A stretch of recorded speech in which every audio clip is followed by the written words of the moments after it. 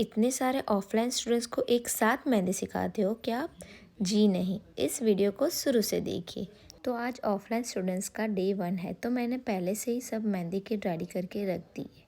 और ये रहा मेरा सेटअप। और काम की शुरुआत करने से पहले थोड़ा मीठा खाना तो बनता है ना। और ये रहे मेरे प्यारे प्यारे स्टूडेंट्स। क्लास की शुरुआत हुई हमारी कोन मेकिंग से। सभी स्टूडेंट्स को मैंने डिटेलिंग में कोन कैसे बनाते हैं वो सिखाया। उसके बाद आज का टॉपिक था मेहंदी पेस्ट मेकिंग। वो सीखने से पहले मैंने सभी स्टूडेंट्स को मेहंदी पाउडर और ऑयल कैसे, कब और कितने टाइम तक यूज़ कर सकते हो वो पूरे डिटेलिंग्स के साथ समझाया।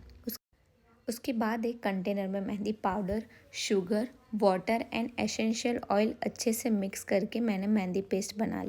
और ये पेस्ट आज के क्लास के लिए मैंने पहले से बनाई हुई थी। तो डे 1 में सभी स्टूडेंट्स ने कोन मेकिंग एंड पेस्ट मेकिंग सीखा। इसमें से थोड़े बहुत स्टूडेंट्स ने यही पेस्ट से दूसरे दिन मेहंदी लगाई थी। And look at this stand.